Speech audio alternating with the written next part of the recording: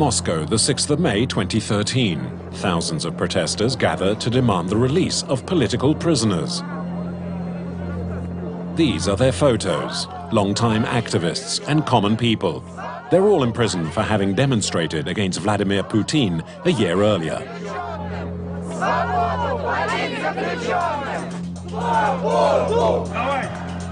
The next on the list might be this man, Alexei Navalny. In just 2 years, he's become the #1 opponent of the regime. They're scared. On the other side of the river, they've got people observing us. In less than a year, he's been subjected to 4 separate investigations, all of them bogus, according to the opposition. I don't care. Let them charge me 124 times, I don't give a damn. I'll still say what I want and what I think. You know me, I'll always tell the truth. Last July, Alexei Navalny was sentenced to 5 years in prison. Since Putin's return to the Kremlin, prison has once again become a political weapon like in the days of the Gulag. Our film takes us to Mordovia, where Nadia of the Pussy Riot is being held. Considered a rebel in need of re-education, as they used to say in Soviet times. And beyond the political prisoners, 700,000 others are being detained in Russia's prisons for non-political offences.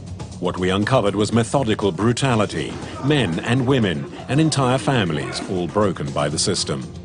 A tragedy happening with complete impunity, behind locked doors.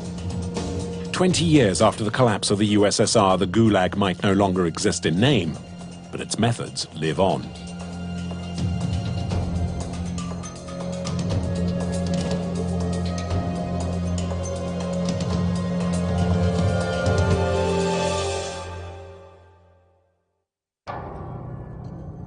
We begin our investigation in Mordovia, 500 kilometers east of Moscow. Here there are numerous camps along a 40-kilometer stretch of road. In all, 16 prisons with 14,000 detainees.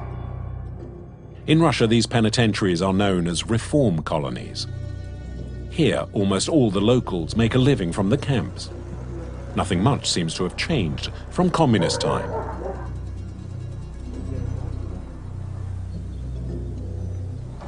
Pyotr has come from Moscow to visit his wife, who's being held in Colony 14.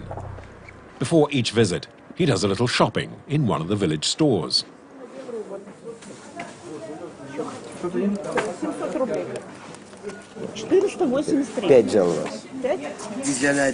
I've bought Nadia some bananas, oranges, dried fruits, fruit-flavored teas.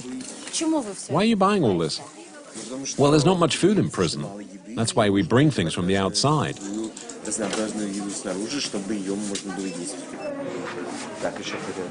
Pyotr's wife is well known. She's Nadia Tolokonnikova of Pussy Riot, here seen wearing green.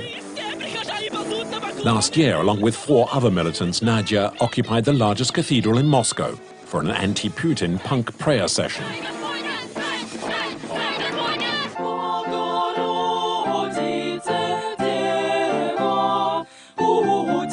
Nadia was charged with hooliganism and incitement of religious hatred.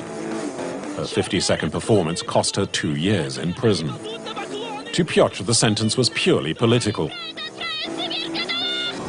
And Mordovia is symbolic, as Stalin built the first gulags here in the 1920s.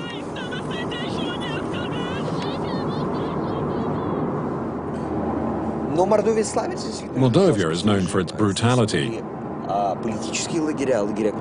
This is where the political prisoners were held. They wrote a lot about it, the life in these camps, so Mordovia has always been associated in Russia with political prisoners.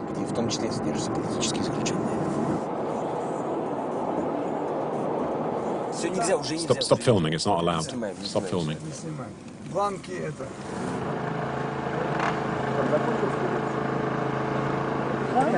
The next stop is at the court in Zubova Polyana. Nadia asks to be released on parole. Pussy Riot wears prison uniform. There's no raised fist, and the strident anti-Putin activists behaves like a model prisoner. I read several political news magazines, the New Times, for example. I realize now, after reading them, what's happening in the outside world, and to stay away from troublemakers in prison. All day, her life in prison is examined, her psychological profile, her workshop performance, her letters. Her father, however, believes it's all just a sham.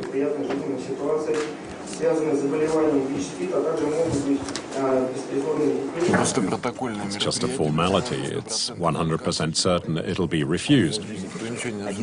There's not the slightest political signal or will in this sense. To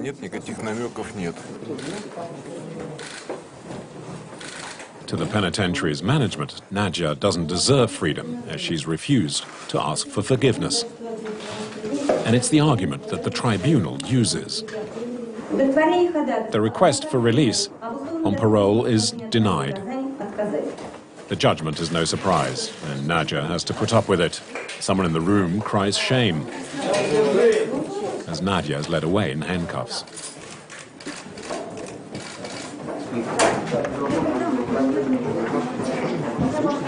Piotr, her husband, claims it's a warning to all political opponents.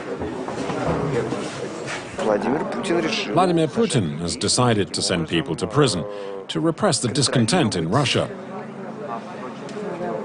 It's also to show everyone where the line is that shouldn't be crossed, and if it is, the retribution will be brutal.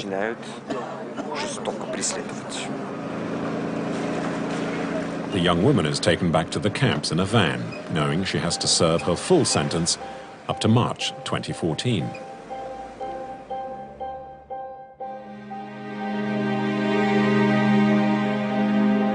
Pussy Riot's fate was decided here in this cathedral close to the Kremlin.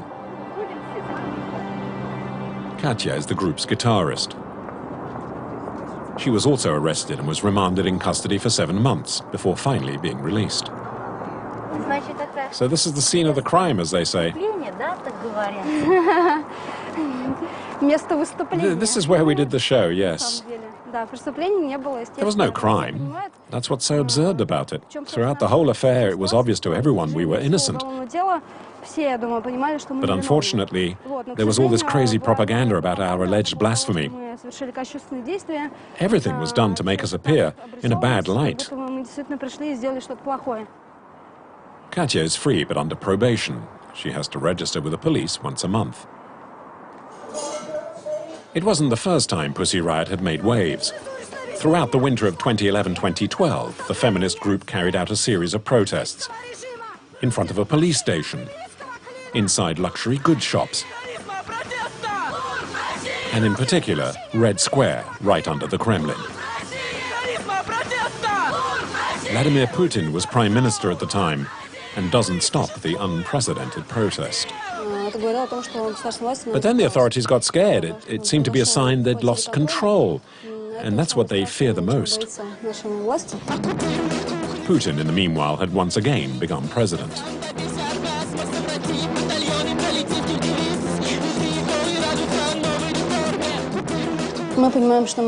We know we're under surveillance. Let's say the secret services are interested in us, and clearly their mission is to prevent us doing anything. Today we're under threat. I'm on probation and could be sent back to prison. The other 2 girls who were with us in the Christ the Saviour Cathedral that day risk being arrested. A dozen or so Pussy Riot members are still at liberty, but now they don't dare risk showing up anywhere in their trademark hoodies.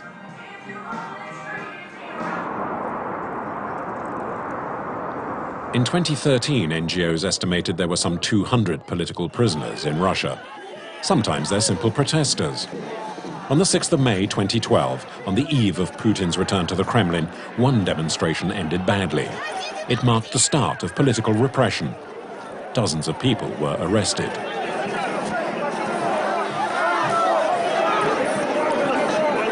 Liotcha, shown here, was one of them.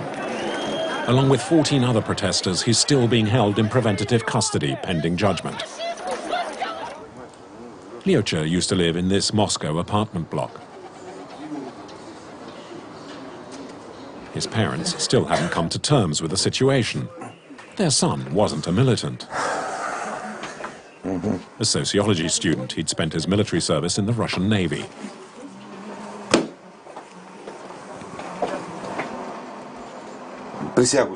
Here he is taking his oath, which he took facing all the others. It's part of the ritual. Lyotcha is a patriot, even though he doesn't like to show it. He's very modest. We were the ones who were proud of his serving in the Navy. He never made a big deal of it. He just did his military service, and that was it. Lyotcha risks a 13-year sentence for riotous behavior and violence against the police. His parents and fiancé are campaigning to prove his innocence.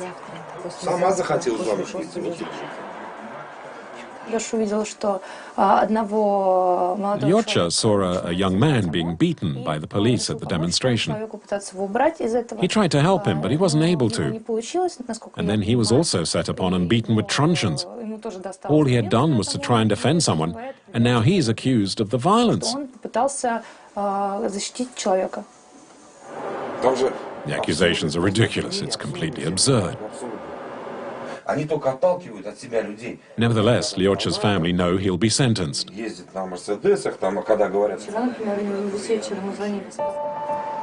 The next day, in a Moscow street, Tanya is dressed up for a special occasion.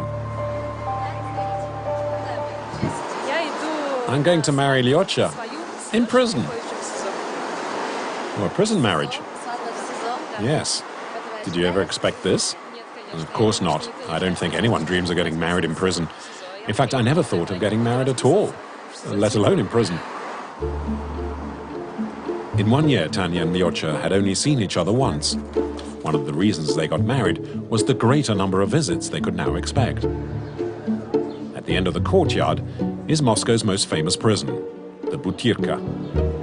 It's where political prisoners were locked up at the time of Stalin. The camera isn't allowed far, and Tanya hurries along, looking forward to holding Lyotcha in her arms.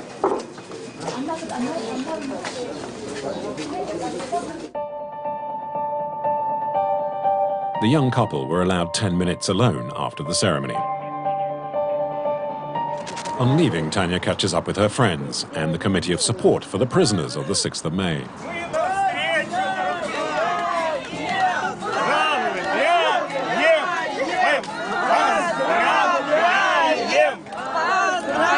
Thank you, thank you.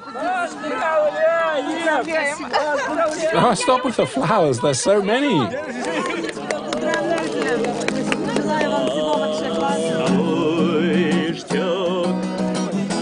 Lyotcha says hello to everybody. It warms his heart to know you're all here, his friends, and even those he doesn't know. His message to you all is, no pasaran. Keep fighting, keep going. Tanya returns home on her own. The next time she'll see her husband will be at his trial. We catch up with Pyotr, the husband of the Pussy Riot in prison in Mordovia. He's back home now in Moscow. Ever since he was arrested, he's been very active on the social media and looks after Nadia's Facebook pages. That night, the couple have permission to speak on the phone. Hello! Привет, привет, как ты? A few days after her hearing, Nadia is very worried. Ну ты можешь объяснить? Давай начнем с этого. They'll end up putting me in solitary because I've received 2 warnings. Нет, какие у тебя рапорты? Что там происходит? Tell me, let's start with that. Давай ты поговоришь нормально. No, forget it, I'll get by. I don't need your help. No, tell me why they gave you those warnings, and stay calm. Nadia will now have to face a disciplinary hearing, and she whispers, knowing she's being observed. When Pyotr says she should lodge a complaint, Nadia cracks. No. I don't care. You don't understand. Yes, I do understand. They'll never let me out of here. Come on, wait a minute. Wait, you talk to the media, you write, and now it seems you don't care about prison reforms. Why are you contradicting yourself? Well done. Oh, Pyotr, it's easy to reform prisons when you're sitting on your couch at home.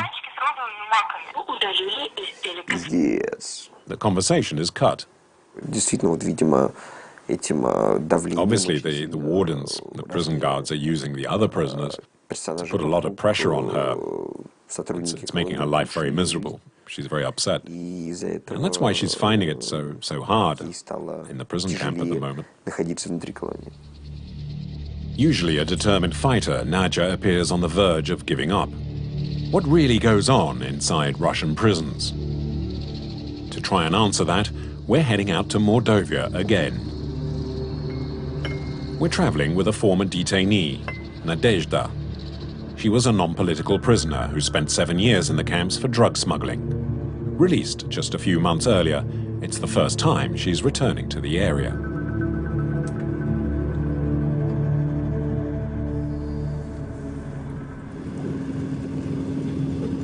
Mordovia. That's Mordovia. It's still Mordovia. It's a land of horror, forsaken by God. Nadezhda made the same trip a few years earlier in a special prison van called a wagonzak.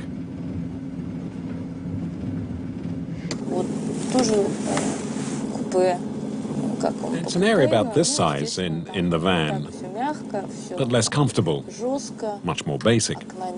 It didn't have any windows, just bars. And instead of a door, there was also a grill. In such a small space, they'd crammed 15 or 20 people. It was packed to bursting.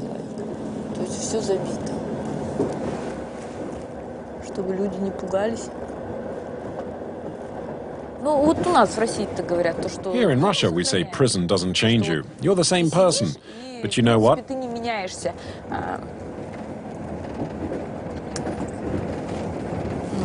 It's not true. We get off at Potma, the first village along the prison route.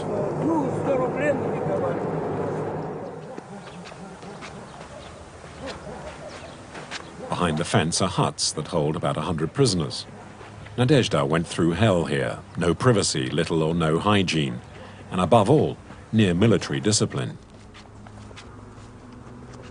Mordovia is the army. You have to respect the rules, always wear the uniform, always salute the wardens. You have to. For example, if you're at one end of the courtyard and the wardens are at the other, you must still salute. Or when everyone in the hut goes to the canteen, then everyone has to shout out loudly and in unison, "Good morning." It's hell. And even though I've been released nowadays, if I see someone in uniform, I have the reflex to salute them. The good morning one wants to come out. The guards immediately punish anyone who doesn't comply. We got hold of these 2 videos filmed by one of the security cameras.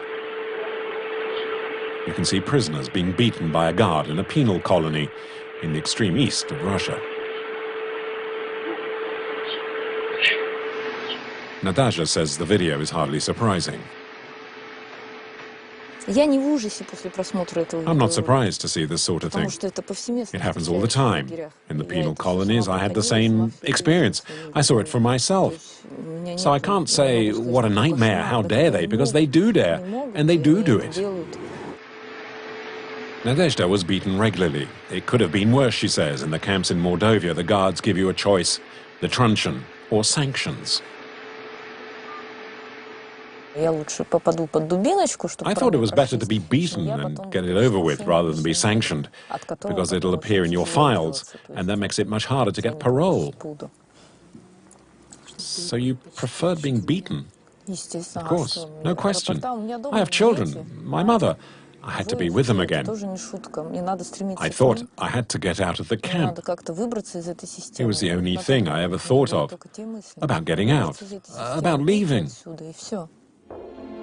As for the prison guards, they only rarely seem troubled. But videos smuggled out from the inside can be awkward. Prison violence is endemic throughout the country. In Moscow, an NGO monitors mistreatment in prison. Valentin is a former prisoner and joined the organization after his release.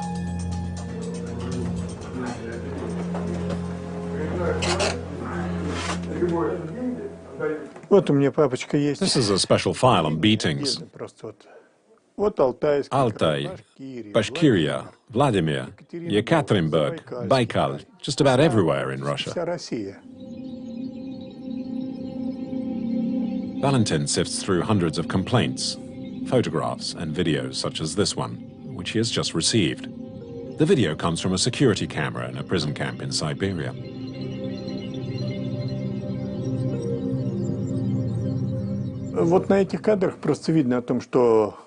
You can see how the camp staff here treats and punishes the prisoners. To them it seems like an honor to grab a detainee and then take it in turns in beating him. They actually seem to believe it's their duty to behave like this. The violence becomes systematic. In certain penal camps, it begins as soon as you step foot inside. In this video, a warden films a new inmate. The idea is to make it clear from the start what the rules are inside.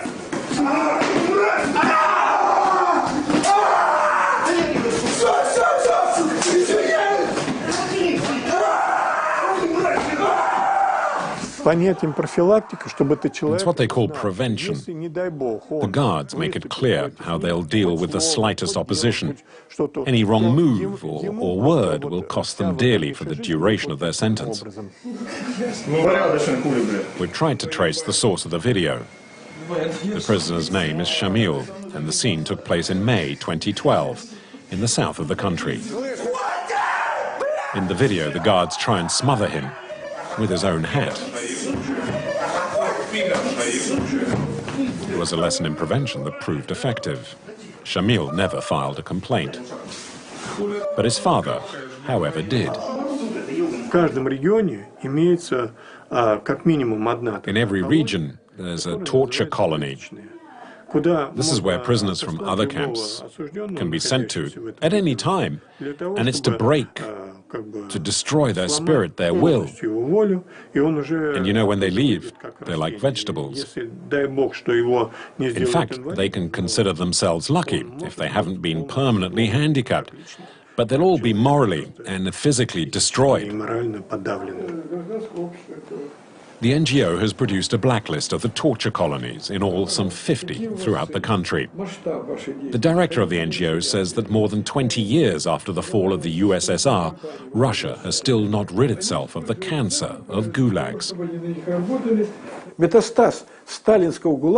It's as if the gulag's cancerous spread has begun to develop again under Putin.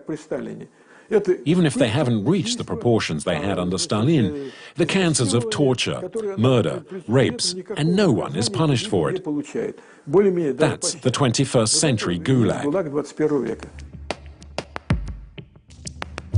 The new gulag, the return of political repression, torture behind locked doors. There are those who openly compare Putin to Stalin. On a prime-time TV show in April 2013, an opposition journalist put the question to him directly. Let me ask you, 3 years ago on this program, you spoke how you could relate to Stalin. To who? Stalin. Now, some of my colleagues and myself have noticed certain things that resemble Stalinism. Do you really believe that by using these Stalinist methods, Russia can be a great power in the 21st century? I don't think there's any Stalinism here. Stalinism is the culture of the personality, the massive violation of law, repression, and prison camps. There's nothing like that in Russia, and I hope it'll never return. But that doesn't mean there shouldn't be order and discipline.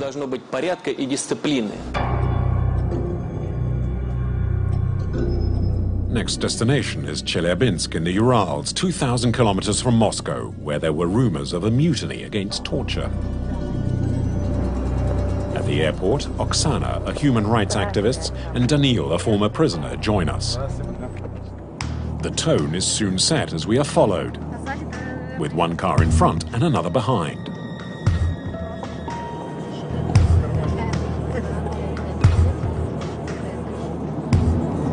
They're going very slowly. We'll go round the roundabout a few times to see what the car following us does. We get to the roundabout. And of course, it's still following. It's going round once again. They seem very used to the game of cat and mouse. Ah, he's taken the exit, he's understood. He's stopping. They're good, he stopped. He realized we were taking him for a ride. The car waits for us, and we take down its number plate. A few minutes later, it's back on our heels. If you'd come on your own, they would have stopped you at the airport. They'd have asked you why you were visiting, about your hotel, and that's it. But now they've seen that you're with us, that's why they're tailing us. Oksana and Daniil believe it's intimidation by the secret police. This is Colony 6 in the suburbs of Chelyabinsk. It's here last November where an uprising against torture took place. For 48 hours, in temperatures of minus 15 degrees centigrade, the prisoners took turns occupying the rooftops. Oksana came here as quickly as she could.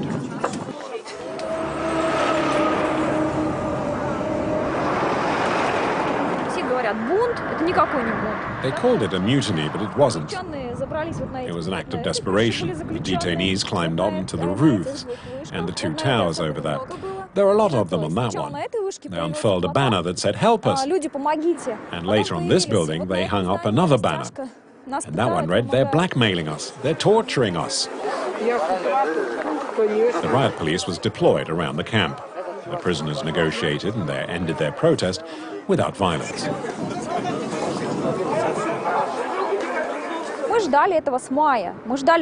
Well, actually, we'd been expecting it since May, because this is the worst colony there is.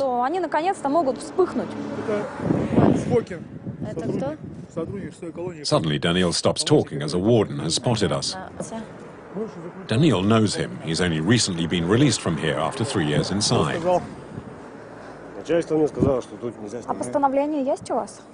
Yeah, your name's Fokin, but what's your first name? This is the guard that beat me and tortured me. What did you say? You tortured me.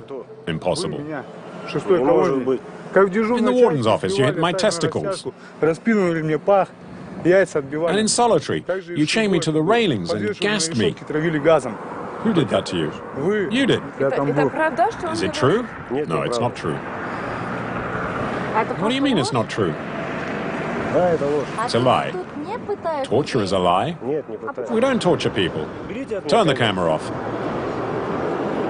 The guard heads off to raise the alarm.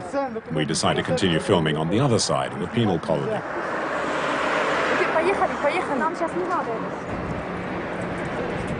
It's systematic. Every day, from morning till night, one prisoner after another. There in solitary. Well, that's where they tortured us. They tied us up and took our clothes off. Then they forced us into this position with our hands and legs tied to the bars. They spread our legs as far apart as they could and put pencils under our feet so we couldn't stand properly. And afterwards they put a metal bucket on our heads, along with a siren like a car alarm. And later the prison warden would use tear gas and lock us in. It happened in the solitary wing's sick bay.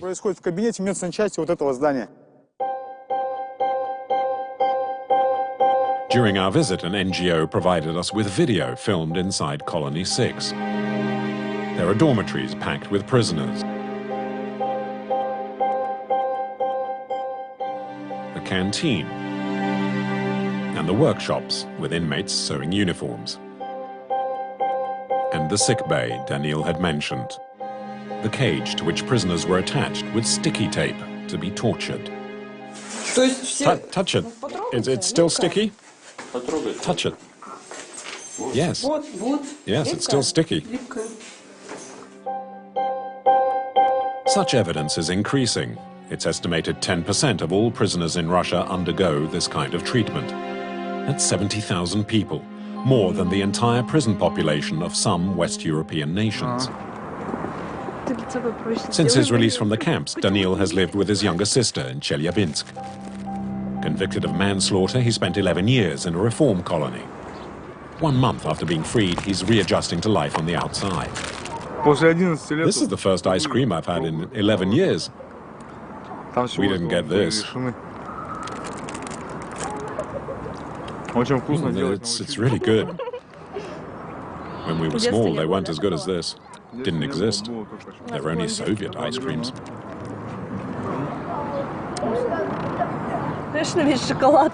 In 11 years, Danil and Masha only saw each other once. They're now trying to make up for lost time. Masha remembers the day her brother was released. We arrived very early that day, and we had to wait a long time. And I was so nervous, and we were so cold. Mum tried to get me to wait in the car, but I wanted to stay outside, even if it meant getting sick. I wanted to wait for him to make sure I didn't miss him.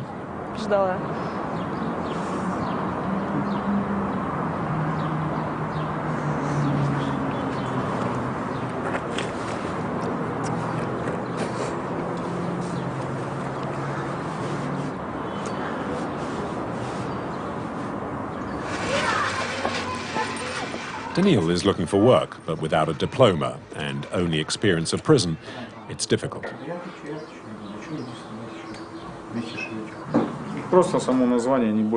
To call them reform colonies is nonsense. I spent 11 years in one, and there were no attempts at reforming us. All I saw, all I learned was humiliation, was violence, torture, extortion, slavery, and even murder. My family has helped me a lot. And I take tranquilizers because I can't deal with it by myself. The memories come flooding back and I start shaking inside. It affects the mind, of course. It leaves scars.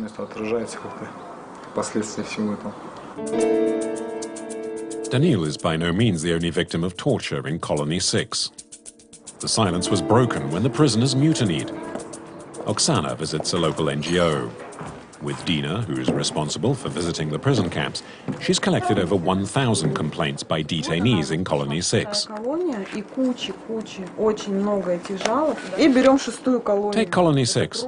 Look, it's just one long list of never-ending complaints. The guards say the inmates are monsters who've committed awful crimes. But the guards themselves have become the criminals. If you kill, if you rape, if you torture, you are also a criminal. But for some reason the guards think that they're within their rights. Well, they say they're doing their jobs. We're following orders. It's our job, they say. Many of the complaints, as Dina and Oksana point out, are about endemic extortion. It's the torture business. They say to the prisoners, you don't want to be beaten? Well, naturally, no prisoner wants to be beaten. So they're told to ask their parents to bring something, like cleaning materials. They say, here's the phone, call them.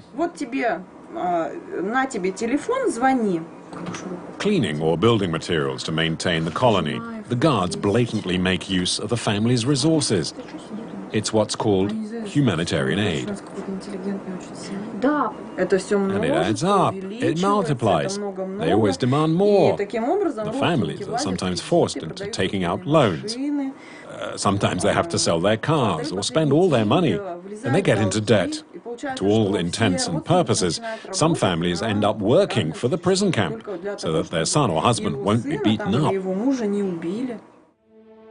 The activists have also gathered evidence of bank transfers to secret accounts. It's estimated extortion brings in the equivalent of $65,000 to Colony 6 alone. Few families agreed to talk about the racketeering, fearing reprisals against their sons or husbands behind bars. We head to Zlatust, 150 kilometers from Chelyabinsk. In some neighborhoods, there's no water or paved roads. It's in one of these where we meet Vera.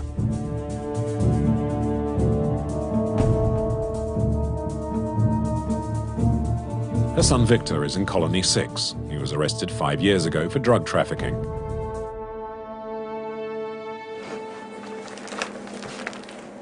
Since being sent to the prison camp, Victor has been caught in a web of extortion. It began with gifts in kind. Vera has kept a record of it all. I began the list when my son arrived at the colony. He rang me and to tell me what he needed. He said, "Write this down quickly, I don't have much time." So I wrote down pliers, batteries, wire strippers, cables, and I said, "That's a lot of cables. Why do you need 300 meters? He said it was for the camp, and if you bring it, things will be easier for me. Then the bank transfer started.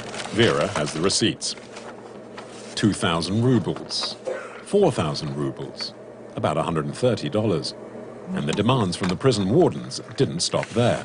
After a while, he rang and said he needed 40,000 rubles. But I didn't have that kind of money. 40,000 rubles, the equivalent of $1,300, was 6 months' salary for Vera. These days, Vera lives with her son's fiancée, Irina. In a few minutes, they're scheduled to speak with Victor by phone. Тебе сегодня выходной, маме ты звонила? He came out of solitary yesterday. He'd been inside for 10 days. Why? Because he wasn't wearing his badge as he was meant to. Victor calls from the camp. He knows that we're there. Hang on. Wait, we're recording. Hello, sweetheart. How are you? I'm fine. How about you? It's been a long time since you rang. I couldn't. I've just finished solitary.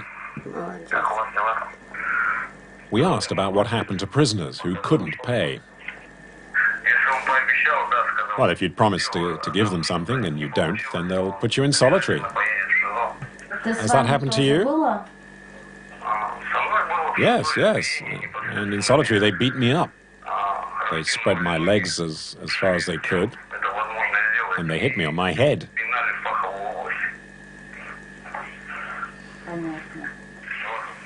It's very difficult. I knew this happened in this reform colony, but I didn't know it had happened to my son until now. Very difficult.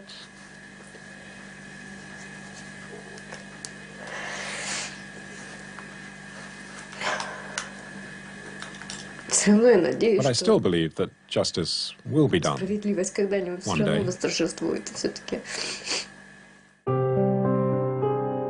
An inquiry into what goes on in Colony 6 did take place, and Vera testified, all in vain.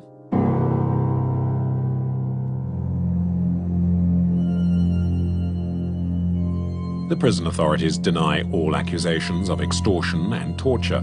They also refuse to be interviewed, citing the topic is, quote, too sensitive.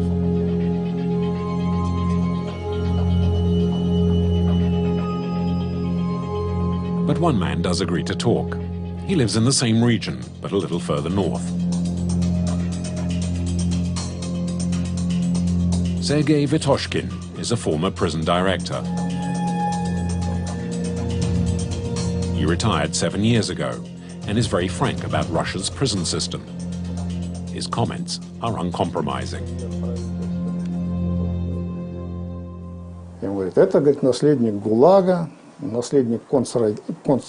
They say it's a legacy of the gulags, the concentration camps, and yes, it's true, it is. The system is that of the gulags. The manner in which prisoners are kept is like that in the concentration camps. But they should be treated like human beings. There has to be rules, of course, but they should be held in humane conditions, and not packed in like sardines in a tin. It's what the NGOs also say. But he then changes his tune. You spoke about this system, but we found this video. Can you tell us about it? Guards inside his prison shot the video when he was the camp director. It shows a newly arrived prisoner who's refused to clean the toilets. In the next scene, the same prisoner is covered with severe bruises. Sergei Vetoshkin confirms the video was filmed in his camp and admits it's genuine.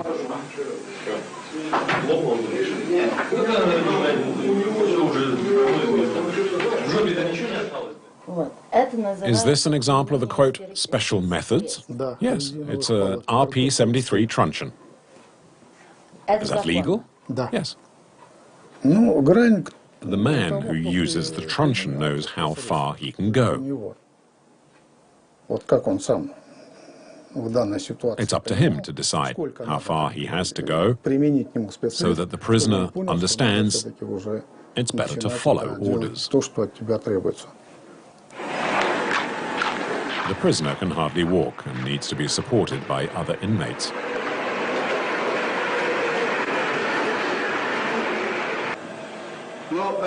That's the last time you pretend not to understand? Yes. You agree to behave from now on? Yes. Exhausted, the prisoner ends up cleaning the toilets with his bare hands.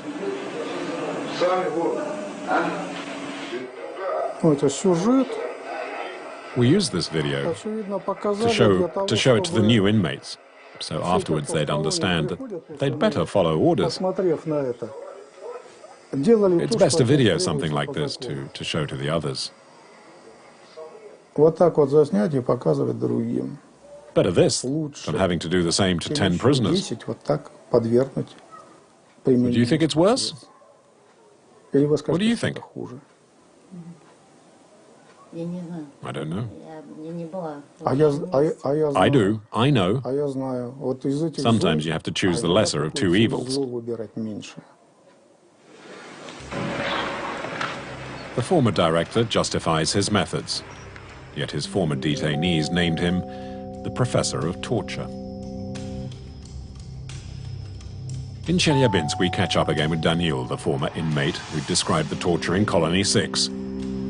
He's visiting the grave of a fellow prisoner who died the previous year inside the penal colony.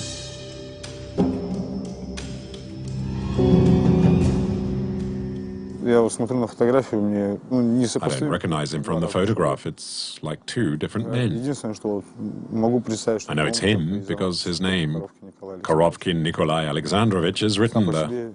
Even his facial features are different, which shows how his spirit had been broken. His expressions were different too. He was unrecognizable. Daniil is one of the last people to have seen Nikolai Korovkin alive inside the head of security's office, where he witnessed the beatings he was given. Nikolai tried to move away, and the screw told him, "You going to make a fuss again?" And he grabbed him by the arm and began to beat him. Nikolai fell onto his knees and bent over, and that's when he was struck about the head. He lost consciousness and fell down. For having given evidence to an NGO, Nikolai was raped by his jailers. Officially, Nikolai died of AIDS.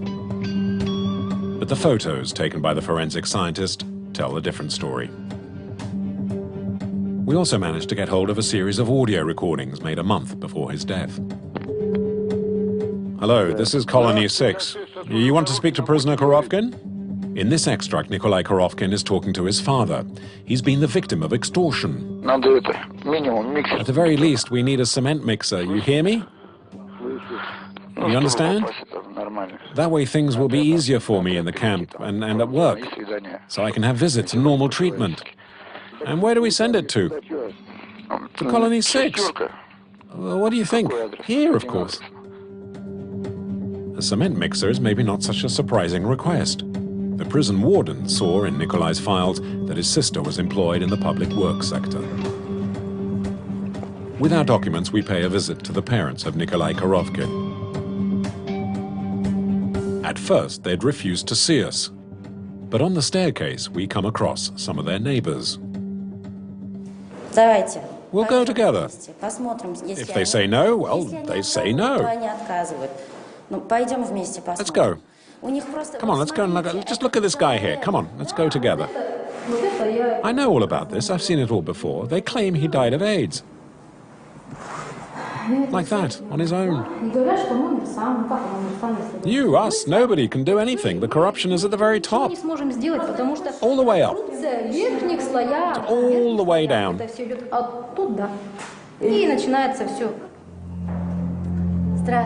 His parents finally allow us inside. Alexander and Lyubov have retreated into their own grief. They say they've paid 100,000 rubles in just 2 months to try and protect their son, the equivalent of almost $3,500. I gave them my last kopeck.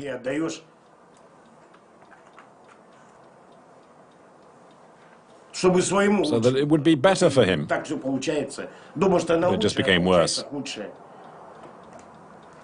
They just get richer. Damn it. An investigation began into the death of Nikolai. 1 year after his death, his parents are still waiting for the truth. It went all the way up to Moscow, but nothing happened. So the prosecutors are not doing anything? Of course not. They're all in this together. What do you expect them to do?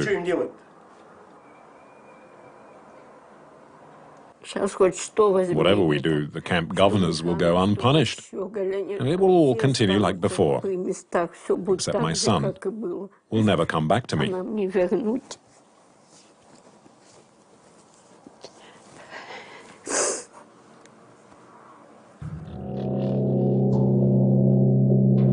That day, Daniil, the former detainee, and Oksana, the human rights activist, were picked up in broad daylight. They've been taken to this clinic for drug testing. The police suspect them of consuming and dealing in drugs.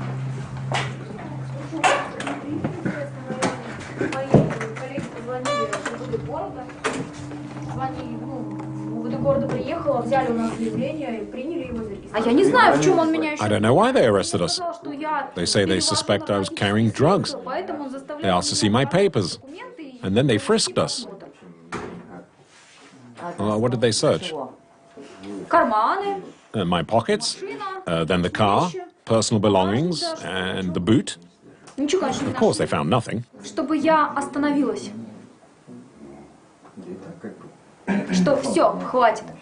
They want me to stop? Okay, I'll stop. While the whole mutiny incident isn't over, they want me to stop and not press the matter further. They want to scare the people working with me. Since the mutiny, Oksana says she's felt threatened. She thinks she's been followed and her conversations recorded. Her fear is to be sent back to prison. After a few hours, the tests have proved negative, and Daniil and Oksana are allowed to leave.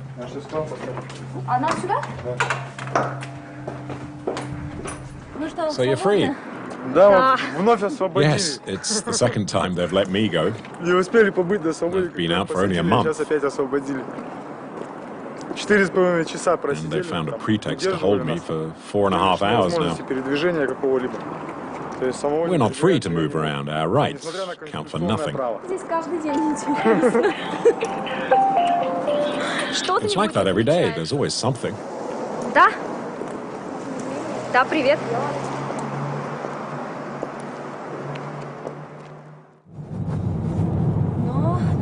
The next day, we pay one final visit to the suburbs of Chelyabinsk, not far from Colony 6. Daniil has a hearing before the tribunal investigating the death of Nikolai Korovkin.